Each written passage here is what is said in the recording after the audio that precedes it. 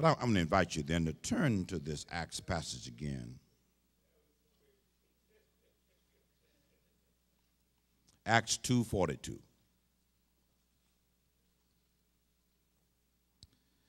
And I've been wrestling with this passage for years. I really have. Just this passage, Acts 2:42 through 47. And I am amazed at how much it keeps speaking to me. Yesterday, I spent just a moment or two on that first part of that passage. The King James says, and they persevered. The New Revised Standard Version says, and they devoted themselves to. They kept on doing this. But and you're familiar with it. Apostles' teaching. I said a little something about that yesterday, about what they may have been teaching. The fellowship. How critical it is. And Methodism has the tool there that says that you can't be faithful by yourself. It requires fellowship. To the breaking of bread and the prayers. And notice now, 43, what does it say? Everyone was filled, or all came upon everyone, or every soul.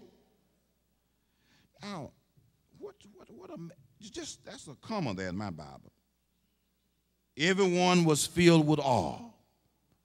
There wasn't certain people in church who were happy or who were enthralled with God.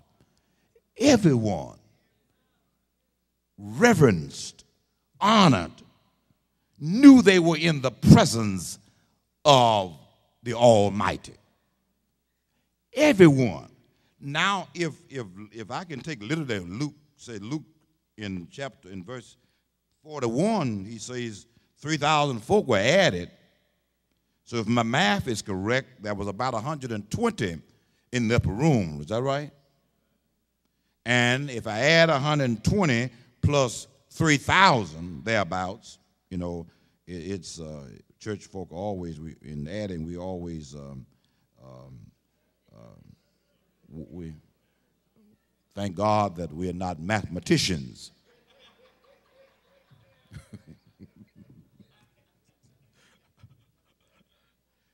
That's what it says. Look at verse 41. About 3,000. Reverend Jerry Woodfork, presiding elder Jerry Woodfork in the house, when he was my presiding elder, he would always talk about how many folk were at the meeting. And when he got through, he saw a number that John saw. That second number. Always going to be far more. But everybody was in awe. And look at, as it goes on. And had everything in common. And I guess that refers to the fact they sold everything, those who had, and gave their possessions, sold their possessions, and made sure that everybody, their needs was taken care of. There was no need left. Now, in talking about an essential church that is propelled to do ministry, poised to do ministry in this century, look at what this passage suggests to us.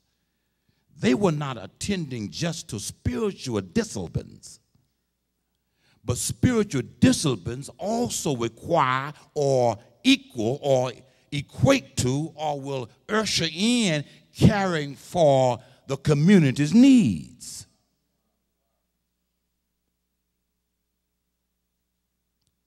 And we come from a generation of people. In fact, most of us in this room grew up with an essential church mentality. Even with folk who were not in church. Nobody in my community was left without. We had neighbors a mile away. If they needed flour, they came and got some flour. Needed some lard, they came and, came and got some lard.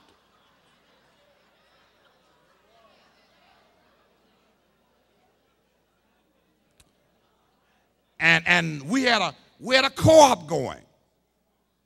Daddy didn't grow sorghum. Mr. Manaway's Keys grew sorghum. Daddy went and helped Mr. Manaway's Keys cut down his sorghum. They hauled it over to Daddy's house because Daddy had a mule. Hooked the mule up to that thing that grinds sorghum.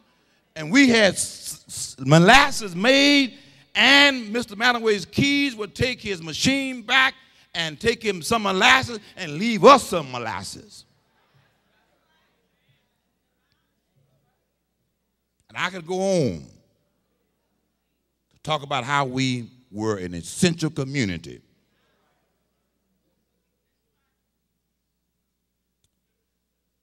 And so the early church reminds us that if we buy into this Western mentality that I am out for me and me alone, we skew the church.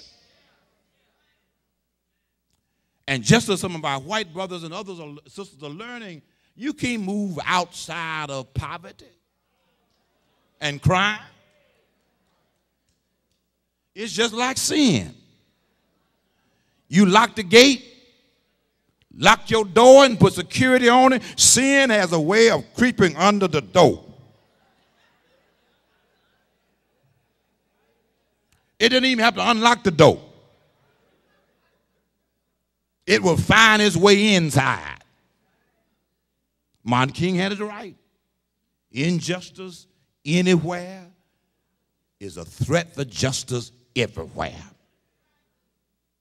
And so the church then has to be mindful that it won't be long if I move up like the Jeffersons. It won't be long before an ant will find its way on the elevator and find the level where I live and come creeping into my house. But I'm up to something here.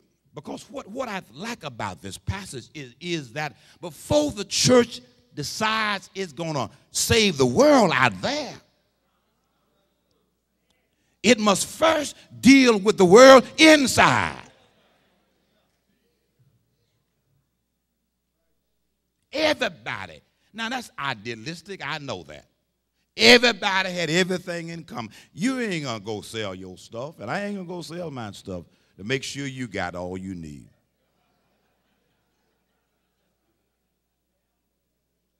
I'm just being honest. I'm not going to do that. I have to tell my children that every now and then. I don't work too hard. I ain't about to give you everything I got. Mama.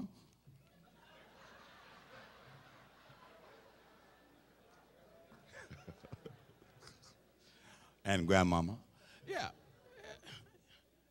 But there's a truth here that the church has to be careful that it's not hypocritical in that we're going to make all kind of announcements about how bad the world is out there. And when we look at our world, we're guilty of the very same stuff. Greedy, power hungry, out for self. If I can get it at my own schemes, let me get it. I don't care who gets hurt in the process.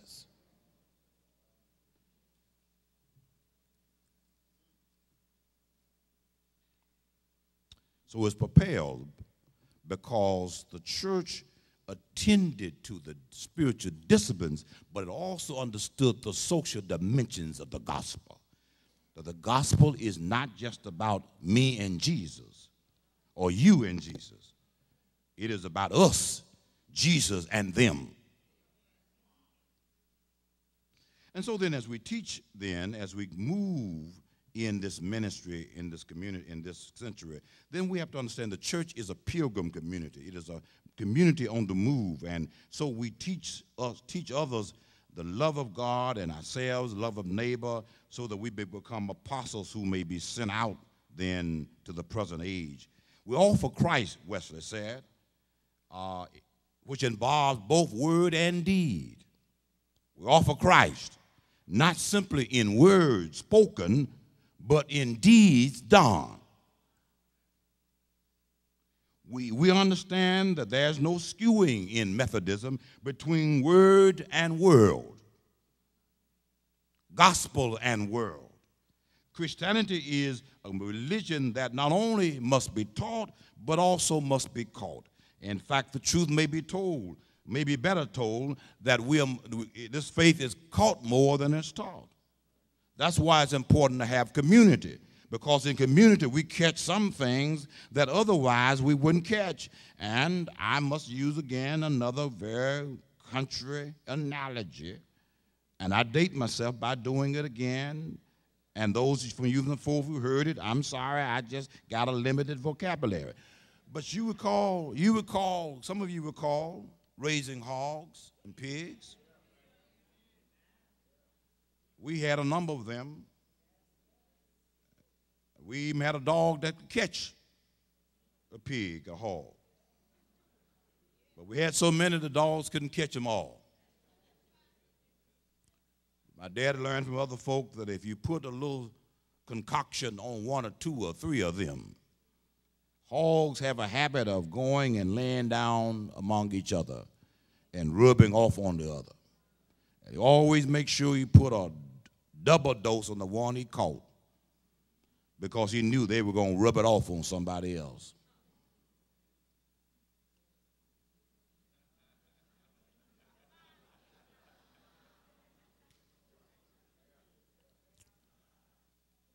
And just imagine what would happen in terms of the enthusiasm of the church as we continue to go on, and the enthusiasm we already have.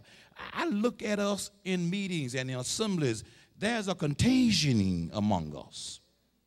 It really is. It's infectious.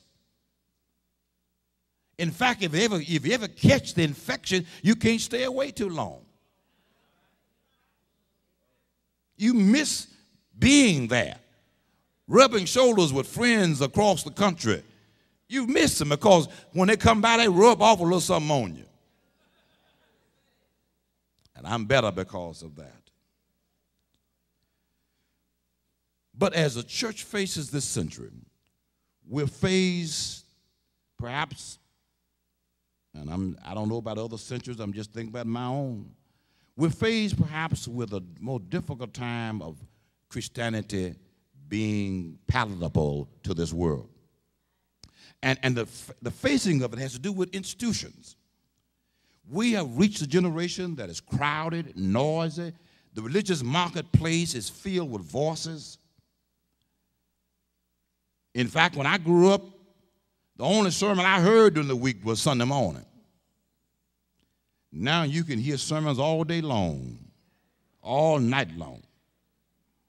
Denominational loyalty is in question. More and more people are reticent about joining anything that looks like an institution, whether it's marriage, whether it's family, whether it's school or church.